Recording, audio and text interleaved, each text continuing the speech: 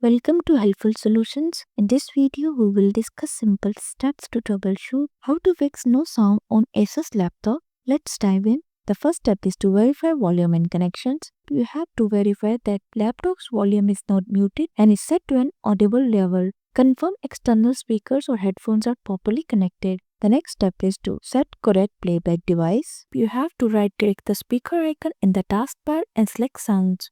Under the Playback tab, choose your desired audio device and click Set Default. The next step is to disable audio enhancements. In the Playback tab, right-click your default device and select Properties. Navigate to the Enhancement tab and check Disable All Enhancements. Click Apply, then OK. The next step is to update audio drivers. Press Windows +X and select Device Manager.